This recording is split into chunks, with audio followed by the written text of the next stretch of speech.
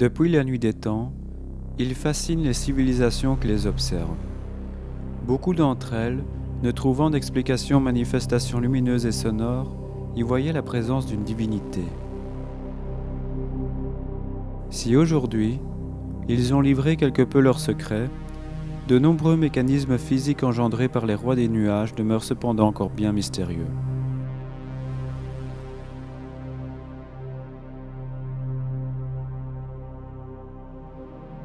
Si la taille des orages peut nous sembler démesurée, il nous faut pourtant aller jusque dans l'espace pour trouver le générateur d'énergie principal qui n'est autre que le Soleil. Situé à 150 millions de kilomètres, ces rayons ne mettent que 8 minutes pour parvenir à la Terre et la réchauffer ensuite, jouant ainsi un rôle majeur dans la formation des orages. Chaque instant, 1500 à 2000 orages grondent dans le monde, l'essentiel de l'activité orageuse se concentrant dans les zones équatoriales. Ainsi, si certains endroits d'Afrique de l'Est peuvent observer jusqu'à 160 jours d'orage, les régions des cercles polaires n'en connaissent que quelques-uns par an.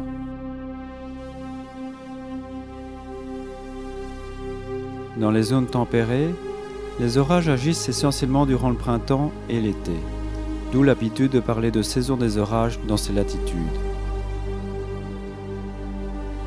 En regardant le niveau ésochronique mondial, qui représente le nombre de jours où le tonnerre est entendu par an pour un lieu donné, on observe que ce niveau est significativement plus élevé dans les régions équatoriales que dans les zones tempérées.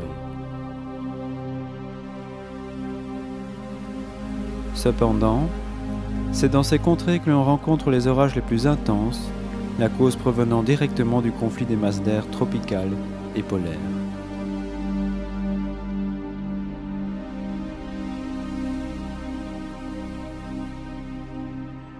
À présent, intéressons-nous à la genèse même d'une cellule orageuse. Pour qu'un orage puisse prendre naissance et se former, 3 facteurs essentiels doivent être réunis. L'humidité, l'instabilité et un élément déclencheur dynamique amenant l'air chaud et humide des basses couches de la troposphère à se soulever en direction de l'air froid en altitude.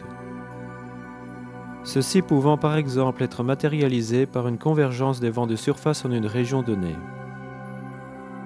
En effet, pour que le mécanisme de formation puisse s'enclencher, l'air chaud et humide des basses couches de la troposphère doit être déséquilibré vis-à-vis de l'air froid en altitude et être amené à entreprendre son élévation. L'intensité variable de ces 3 facteurs, ainsi que la nature de la dynamique, caractériseront le type et l'intensité de l'orage qui se formera. Lorsque le processus d'ascension est enclenché, l'air chaud et humide s'élevant en suivant le principe d'Archimède à la manière d'une montgolfière se refroidit progressivement en prenant de l'altitude. Étant donné qu'une parcelle d'air froid peut contenir une moindre densité de vapeur d'eau qu'une parcelle d'air chaud, l'humidité relative de la parcelle d'air qui s'élève augmentera au fur et à mesure qu'elle se refroidira jusqu'à atteindre son point de saturation, engendrant ainsi le phénomène de condensation. Le nuage prend ainsi naissance sous forme d'un cumulus fractus qui détermine la hauteur de la base du futur orage.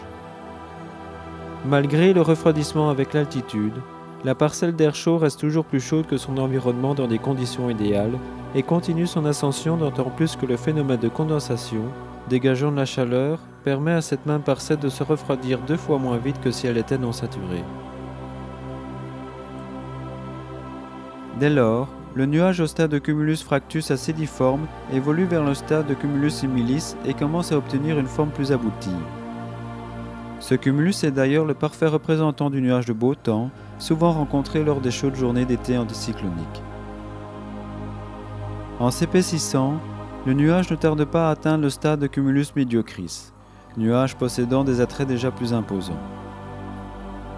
En poursuivant son développement, le cumulus mediocris tend à passer au niveau du cumulus congestus, étant déjà nettement plus menaçant. C'est d'ailleurs durant cette phase que l'on commence communément à parler de temps orageux, surtout si le nuage continue de croître jusqu'à la tropopause. C'est à ce niveau que le sommet cotonneux du nuage entame un étalement progressif, amenant le nuage vers le stade de cumulonimbus. C'est à ce stade de développement que l'orage prend naissance. La tropopause marque la délimitation entre la troposphère et la stratosphère, où un changement du comportement de la température de l'air vis-à-vis de l'altitude s'opère, celle-ci commençant à augmenter avec l'altitude. Ainsi, l'air environnant devenant plus chaud que celui constituant le nuage annihile le principe d'Archimède. Cependant, la parcelle constituant le nuage désirant poursuivre sa progression, celle-ci va s'étendre sous cette limite en formant une enclume qui constituera la limite supérieure de l'orage proprement dit. Suivant la latitude, la tropopause peut varier entre 6 et 8 km d'altitude au pôle, alors qu'elle peut atteindre 18 km dans les zones équatoriales. Certains orages possédant un vigoureux courant ascendant pourront légèrement dépasser la tropopause en formant ce que l'on appelle un sommet pénétrant.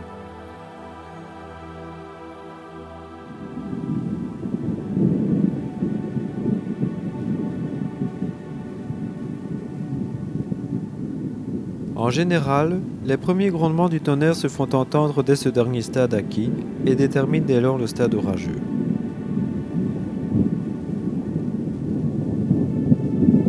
Pour en venir aux manifestations électriques, ces dernières ne commencent généralement à se produire qu'au stade de maturation de l'orage. Car c'est durant cette phase qu'un courant supplémentaire prend naissance aux côtés du courant ascensionnel. C'est le courant descendant qui se matérialise par la chute des précipitations. Ce courant prend naissance lorsque le courant ascendant ayant formé le cumulonimbus n'est plus assez fort pour soutenir les hydrométéores qui s'y sont formés. Ceux-ci finissant ainsi par redescendre en formant le courant descendant. Dès lors, les premières manifestations électriques ne tardent pas à apparaître. Plusieurs théories existent pour expliquer le mécanisme de l'électrisation des nuages, dont les deux plus retenues sont celles dites de la convection et de la gravitation. La dernière étant la plus acceptée à l'heure actuelle, elle sera choisie ici. Côtoyant de près son homologue ascendant, le courant descendant voit ses particules de grésil et autres gouttes de pluie se charger au contact des cristaux de glace du courant ascendant. Lorsque les particules s'entrechoquent, celles-ci s'ionisent positivement ou négativement suivant leur nature et ou leur température. Ainsi, les gouttes de pluie se chargent négativement en arrachant des électrons cristaux de glace qui deviennent dès lors positifs. Les particules de grésil, quant à elles, se chargent négativement ou positivement suivant qu'elles possèdent une température inférieure ou supérieure à moins 15 degrés Celsius.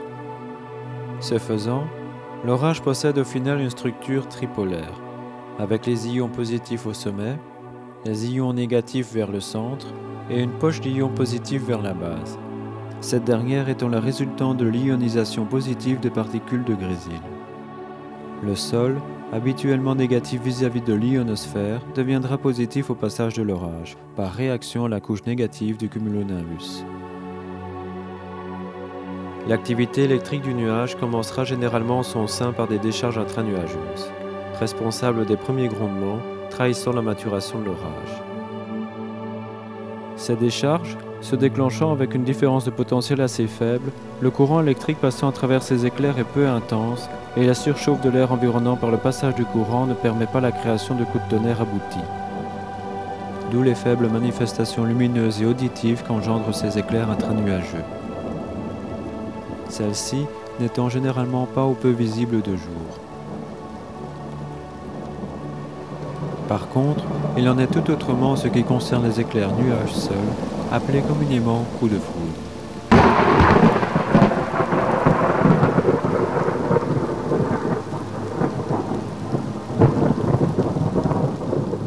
Ceux-ci se manifestent généralement lorsque les courants ascendants et descendants possèdent une intensité notoire, car séparant suffisamment de charges électriques entre plusieurs régions éloignées que pour créer une différence de potentiel importante entre elles et le sol. Ce dernier joue un rôle secondaire dans cette ionisation intense du nuage, mais participe passivement en possédant une différence de potentiel pouvant s'avérer importante par réaction entre lui-même et le nuage orageux. Une fois que l'orage est chargé et est prêt à produire un éclair nuage-sol, 4 types de coups de foudre peuvent se produire. le coup de foudre ascendant positif, le coup de foudre descendant positif, le coup de foudre ascendant négatif et le coup de foudre descendant négatif. Le dernier coup étant le plus commun et le plus connu de tous, il sera choisi ici pour être détaillé.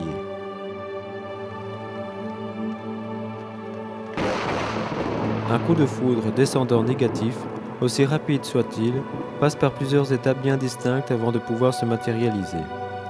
Tout d'abord, une importante différence de potentiel doit avoir lieu entre le sol et le centre du nuage. Cette différence atteignant généralement 100 millions de volts lorsque le coup est imminent. Plus précisément, pour que l'air, isolant par nature, laisse passer le courant, il faut que le champ électrique atteigne une valeur s'approchant des 3 millions de volts par mètre. À une telle différence de potentiel, des effluves bleutés, appelés avalanches électroniques ou encore feux de Saint-Elme, apparaissent à l'extrémité de certaines hautes et fines structures du sol, trahissant une courbure du champ électrique général créé par ces dernières. En effet, si un champ électrique existe entre le sol et le nuage, celui-ci peut être accentué par la présence d'aspérités qui auront pour effet de concentrer les charges électriques et de courber ainsi ce champ. Il a donc été vérifié qu'un rapport 1/30 entre la largeur et la hauteur d'une structure pouvait augmenter le champ électrique d'une valeur de 300.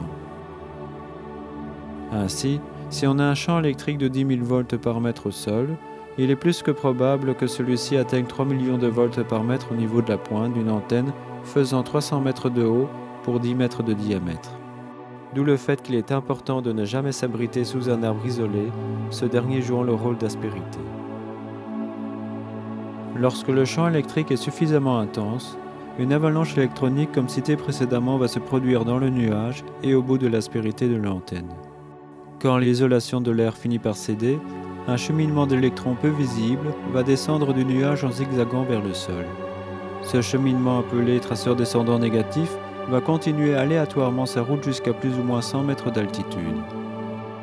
Entre-temps, un traceur d'interception positif se sera formé à partir de l'antenne pour venir rejoindre le traceur descendant. Lorsque la jonction a lieu, le courant est libre de passer et l'arc en retour, autrement dit l'éclair, peut se former. Ce dernier, transférant en moyenne 20 coulombs en 1 microseconde, aura une intensité de plus ou moins 100 000 ampères.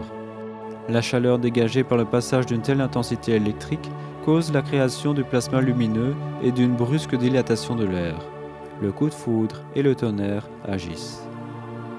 Comme le traceur descendant négatif progresse par bonds et se divise constamment en progressant en direction du sol, on observe souvent des ramifications lorsque l'arc en retour se produit, mettant à jour les subdivisions du traceur descendant négatif.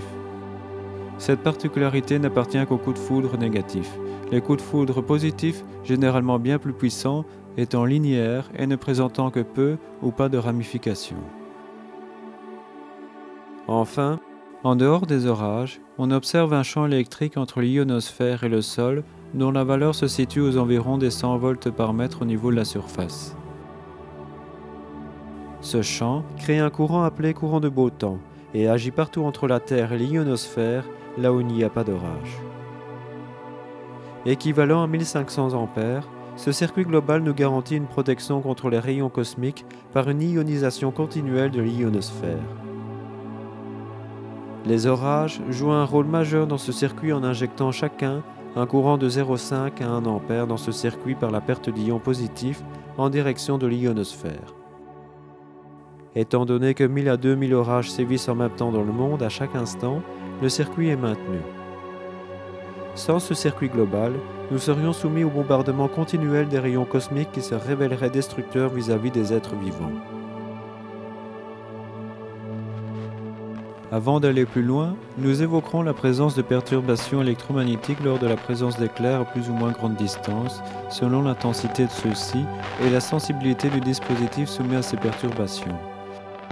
Celles-ci pouvant être perçues jusqu'à 200 km à la ronde, avec une radio réglée sur la fréquence de 1602 kHz. Les éclairs intranuageux et nuages seuls se rencontrent couramment dans les cellules orageuses uniques, appelées communément orages monocellulaires. Mais en faisant intervenir certains facteurs dynamiques plus évolués qu'une convergence des vents en surface, par exemple des cisaillements de vent en vitesse par rapport à l'altitude, on peut obtenir des systèmes orageux plus étendus, plus organisés et à même de produire des éclairs internuageux pouvant parcourir de grandes distances. Mais avant tout, revenons à la genèse de notre orage monocellulaire classique.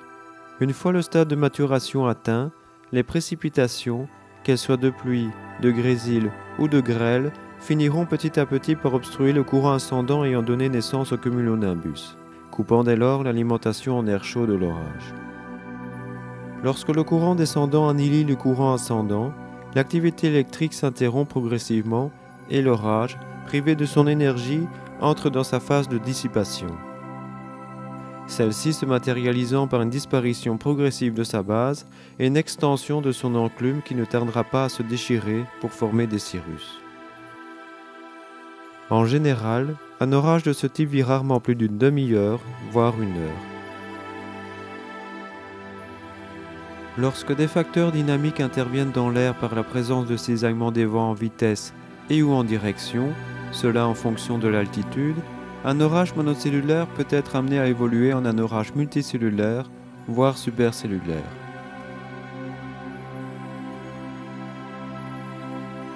Pour qu'un orage monocellulaire classique puisse évoluer vers un orage multicellulaire, des cisaillements de vent en vitesse doivent être présents dans la troposphère.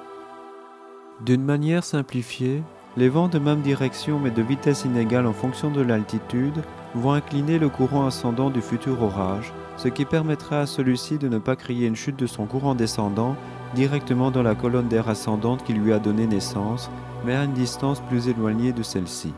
Bien sûr, l'orage qui se trouve dans sa phase de maturation finira par se dissiper en coupant malgré tout son propre courant ascendant. Dans ce cas de figure, on obtient une série d'orages à différents stades d'évolution, formant ainsi un système dit multicellulaire. Ce genre de situation est souvent rencontré lorsqu'un jet stream existe en altitude, fait courant dans les zones tempérées.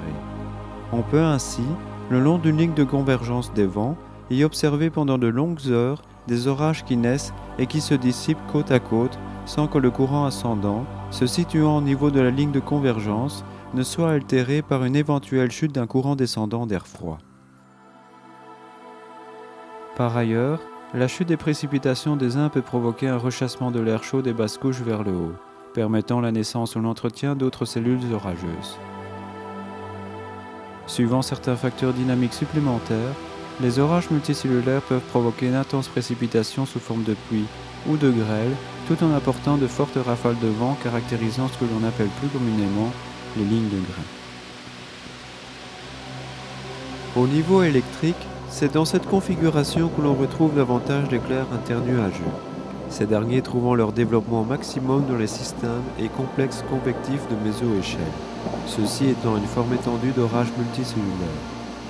En effet, lorsque l'on observe une coupe électrique d'un système de ce genre, on remarque l'existence de longues strates d'ions positifs et négatifs pouvant interagir entre eux à des distances dépassant la dizaine de kilomètres. Au niveau de l'intensité, ces éclairs se situent généralement à mi-chemin entre les éclairs nuages-sol et intranuageux. Le dernier type d'orage, l'orage supercellulaire, représente ce que l'on peut décrire comme étant l'aboutissement de l'évolution d'un orage monocellulaire. Comme son nom l'indique, un orage supercellulaire est une monocellule très évoluée. Cela étant dû à une séparation complète entre le courant ascendant et le courant descendant. Ainsi, plutôt que d'être condamné à la dissipation dès l'apparition du courant descendant, ce genre d'orage peut continuer à évoluer significativement grâce à la non-obstruction du courant ascendant par les précipitations. Par ailleurs, le courant ascendant d'un orage supercellulaire est si puissant que celui-ci parvient à contrer la chute des hydrométéores formés dans sa région. Ce phénomène induisant un cycle local de va-et-vient dans le nuage permet au grésil d'évoluer et s'avère donc crucial pour la formation des grêlons de grande taille. Au niveau des ingrédients, en plus d'un cisaillement des vents en vitesse, une supercellule a besoin de cisaillement des vents en direction en fonction de l'altitude, ce qui permettra à celle-ci de rentrer dans une lente rotation, en provoquant une dissociation parfaite des courants ascendants et descendants au sein de cette même cellule. Ce type d'orage a d'ailleurs besoin davantage d'instabilité pour se former.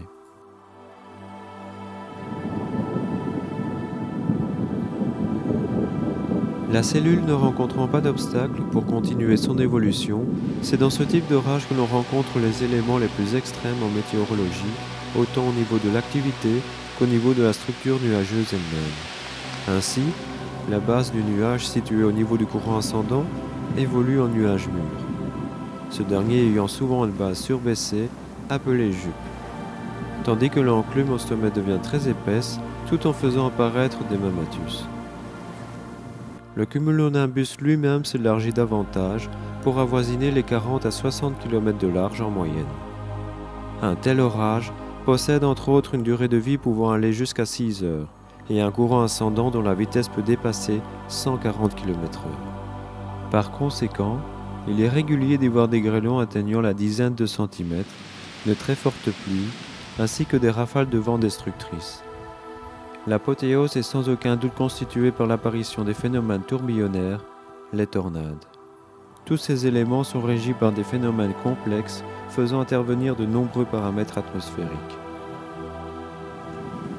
Au niveau électrique, les supercellules peuvent se révéler être de véritables générateurs stroboscopiques avec l'apparition de nombreux éclairs intranuageux par seconde.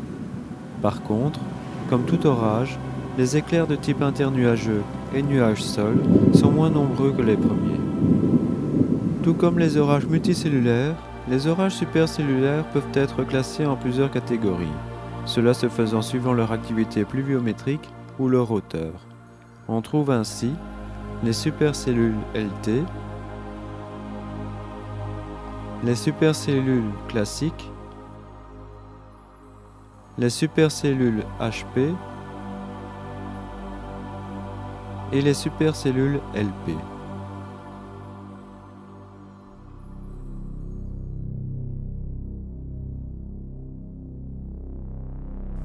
Notre voyage dans le monde des orages touchant à sa fin, nous terminerons celui-ci par l'évocation de découvertes récentes directement liées à l'activité électrique des cumulonimbus. Ainsi, parmi les dernières révélations, on a détecté la production d'antimatière sous forme de positrons dans les hautes couches de l'atmosphère. Ceux-ci étant le produit de collisions avec des rayons gamma issus par d'autres phénomènes en cours de recherche, les sylphes. Ces derniers font partie de 3 types d'émissions lumineuses géantes qui apparaissent au-dessus de l'enclume de certains orages particulièrement électriques, soit les jets bleus, les sylphes rouges et les elfes. Ces manifestations lumineuses apparaissent généralement après l'émission d'un coup de foudre positif puissant, à même d'éjecter à des vitesses proches de celles de la lumière les ions négatifs de l'air qui se sont accumulés autour de l'enclume par une attraction vis-à-vis des ions positifs présents au sommet du nuage. Ces ions propulsés finissent par heurter des atomes de l'air et se font dévier de leur trajectoire.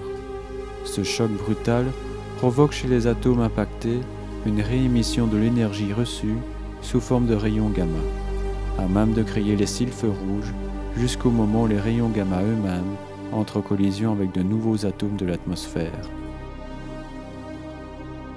Ce phénomène a pour résultat de créer un électron et un antiélectron, soit un positron. Ainsi, en dehors des phénomènes météorologiques purs, l'orage représente de loin la machine la plus complexe que l'atmosphère puisse porter, celui-ci allant parfois jusqu'à jouer le rôle d'un accélérateur à particules.